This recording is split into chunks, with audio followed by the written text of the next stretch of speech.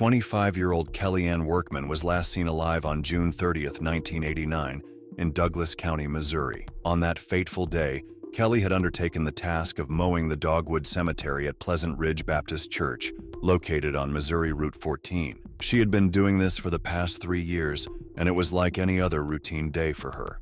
She began her work at 3:30 p.m. that day, diligently cutting the overgrown grass along the rows of tombstones before using trimmers to cut the stray blades from around each marker. Around 5 p.m., a rain shower interrupted her work, and Kelle, living just 1.5 miles away from the cemetery, went home to feed her calves. When the rain stopped, Kelle returned to the cemetery to finish her work. Her uncle, driving down Route 14, saw her mowing as he passed by at around 5:40 p.m. A neighbor passing through the area saw her hard at work at 6:15 p.m. This was the last time Kelle was seen alive. When Kelle failed to return home for dinner that night, her worried parents contacted the police. Officers went to the cemetery and found Kelle's late-model Oldsmobile Cutlass in the church parking lot with the keys still in the ignition. The mower she'd been using silently stood near a tombstone in the half-mowed cemetery. Its gas tank was about half full, and the engine was cool to touch.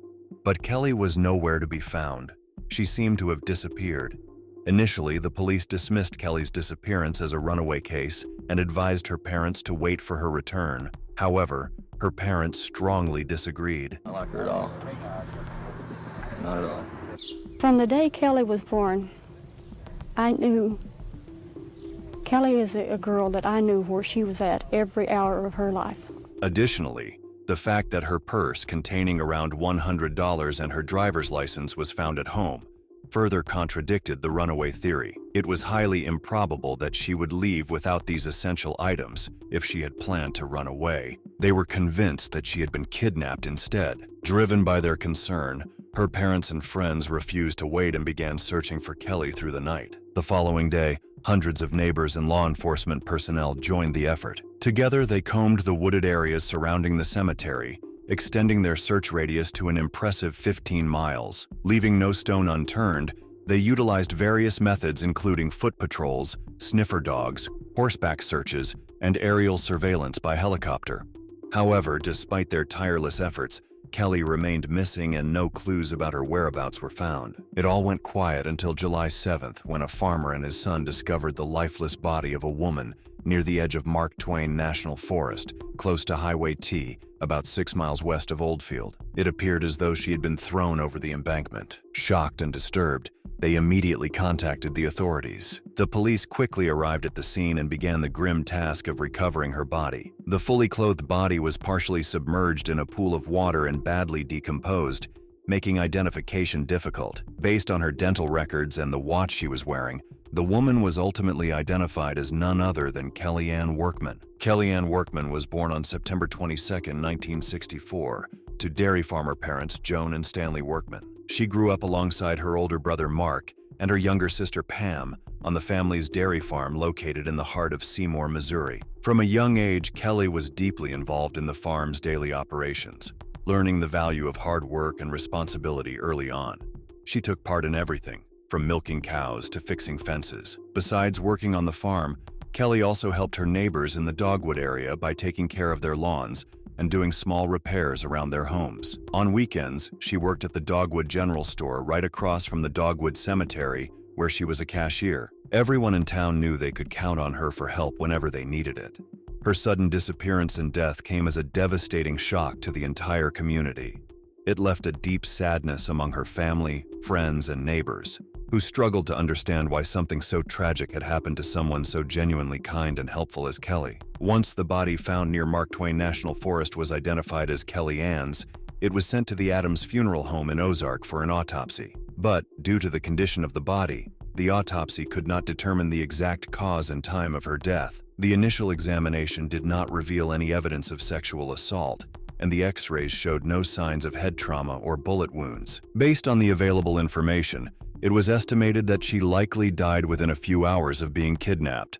Possibly in the early morning of July 1st, Kelle's mother, Joan Workman, believed that she knew the exact moment her daughter passed away. On July 1st, around 3:30 a.m., after reporting Kelle missing, Joan experienced a sudden wave of panic and pain in her chest. In that stressful moment, she found herself silently pleading with Kelle to hang on, but the feeling suddenly vanished, leaving Joan feeling empty inside. Whether it was a mother-daughter connection or something else entirely, Joan firmly believed that this was the precise moment Kelle's life ended. Her funeral was held on the 11th of July, 1989, at Clinkingbeard Funeral Home, and she was buried at Dogwood Cemetery beside her grandparents and a baby brother. Over 400 people came to pay their respects and mourn her loss. Kelle's death left a haunting trail of unanswered questions.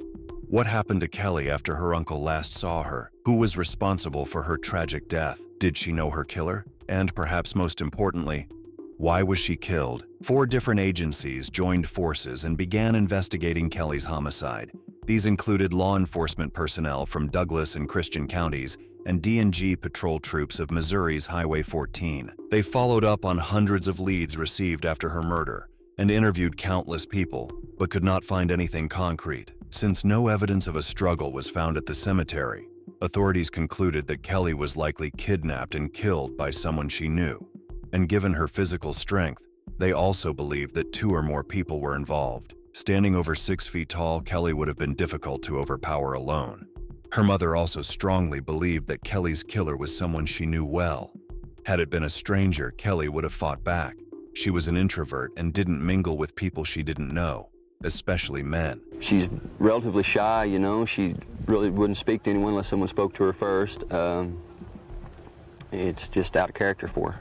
The Workman family made a public plea for information, urging witnesses to come forward. They also offered a $10,000 reward for any leads in the case. However, as the investigation dragged on, the lack of progress became increasingly disheartening. Despite tirelessly working to rule out suspects and carefully analyze evidence, the authorities did not make any significant breakthroughs. Then, on December 30th, 1989, a glimmer of hope emerged. As Joan Workman was recounting the events of that fateful day with family and friends, one of them unexpectedly shared a crucial piece of information that they had either withheld or forgotten until then. 4 days after Kelle's abduction, someone had called the Workman home and claimed to have seen a man at the Workman's house on the afternoon Kelle disappeared. Although the caller didn't identify themselves or the intruder, it meant that someone had witnessed something significant. However, as exciting as this potential lead was, this anonymous caller never contacted law enforcement. The investigation once again hit a dead end,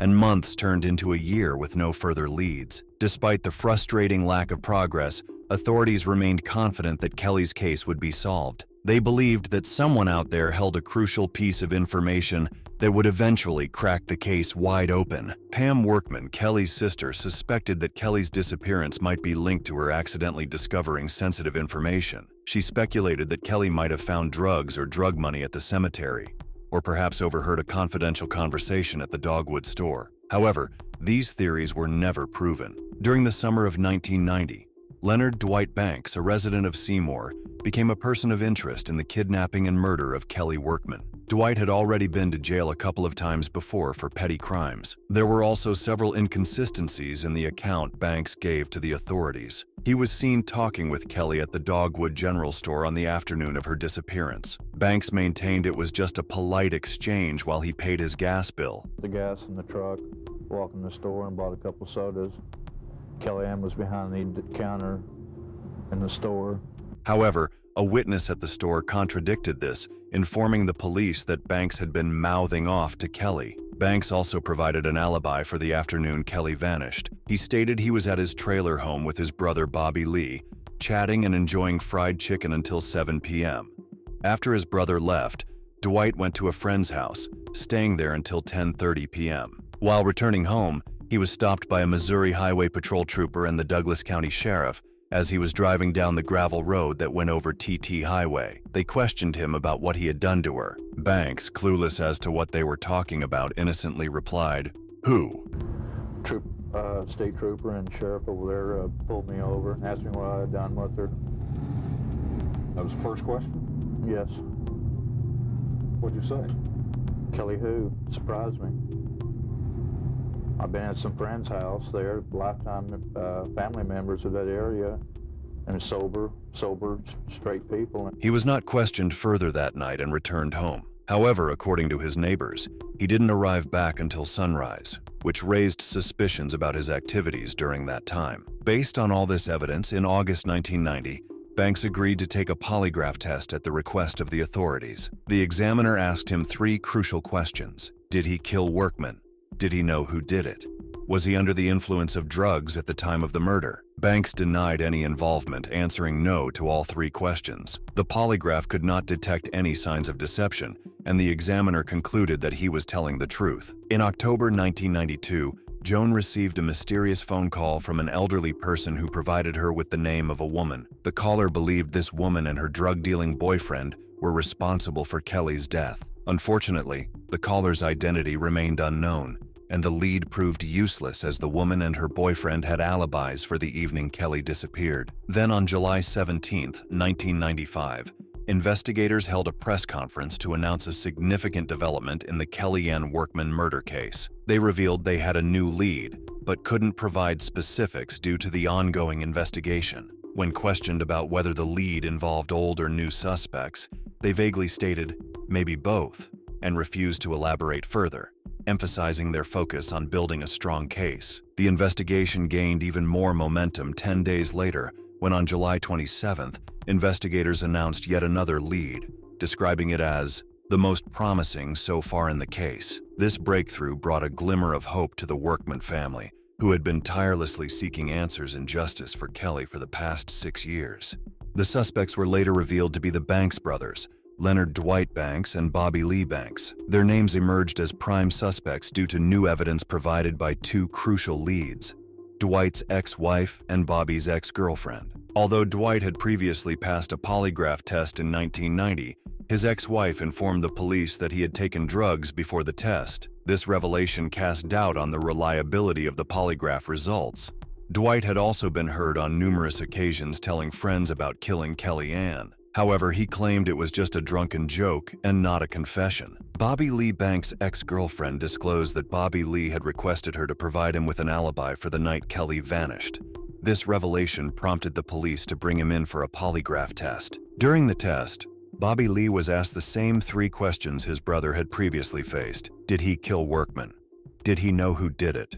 Was he under the influence of drugs at the time of the murder? He answered no to each question, but the polygraph results indicated that Bobby Lee was lying.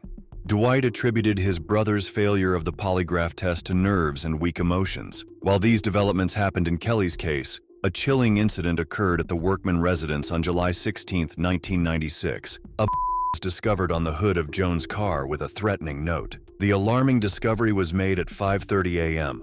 Officers from Douglas and Christian counties quickly arrived at the scene along with the squad from Jefferson City. By midday, the squad successfully deactivated the timer on the device. However, upon further examination, it was revealed that the contained no explosive materials. It was just a cruel hoax intended to intimidate and frighten the Workman family. Rita Sanders, a seasoned law enforcement officer with 17 years of experience, believed she had identified the men responsible for Kelle Ann Workman's kidnapping and death. She suspected 2 Seymour area men and a third man from rural Fordland who helped dispose of Workman's body. 2 of the suspects were seen at the Dogwood store only 15 minutes before Workman disappeared. Sanders also informed the Workman family that a witness had seen Kelly being forcefully pulled into a pickup truck.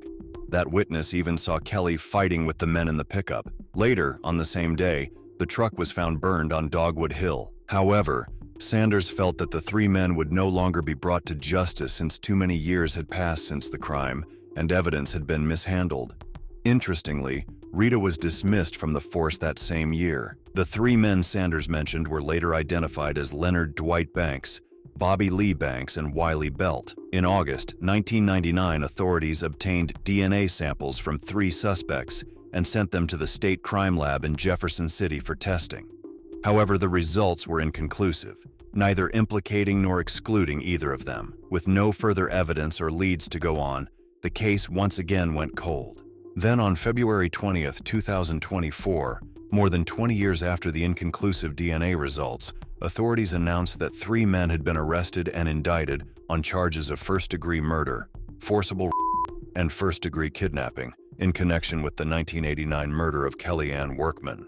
The men were identified as 65-year-old Bobby Lee Banks, 64-year-old Leonard Dwight Banks, and 69-year-old Wiley Belt. The breakthrough in the case came after an eyewitness, who had remained silent for 35 years, finally came forward with crucial information linking the suspects to the crime. This gave the authorities the final piece of evidence they needed to solve the Workman case. Authorities did not provide further information about the witness or the information that was shared. They just mentioned that this witness was not a person of interest in the case. Armed with this rock-solid evidence, investigators were able to present their case to a grand jury, resulting in indictments against the three suspects. Following their arrest, the three men were locked up at the Douglas County Jail in Ava.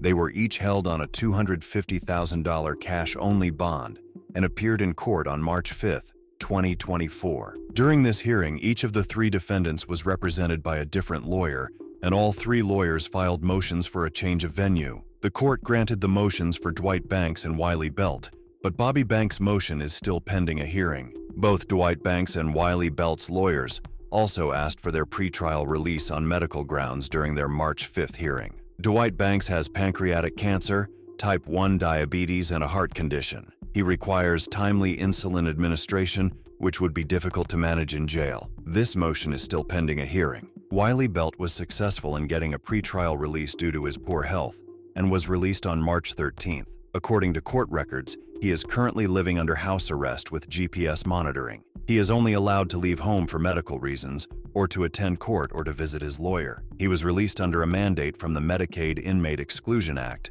that prohibits federal funds from being used to medically treat inmates in jail. While the name of the new witness would eventually come forward during the ongoing court proceedings, the two seasoned investigators involved in finding this person were criminal investigators Leslie Albrecht and Christopher Holland. Without disclosing much, Albrecht said that the 2-year investigation took them beyond Missouri and that it is full of twists and turns. Commenting on the arrest, Kelle's younger sister Pam Workman said she had long believed that Bobby Lee Banks and Leonard Banks were involved in the crime. The brothers had always been on her radar, and she recalled numerous unpleasant encounters with them over the past 35 years. On one occasion, Leonard Banks had tried to start an argument with her while she was grocery shopping.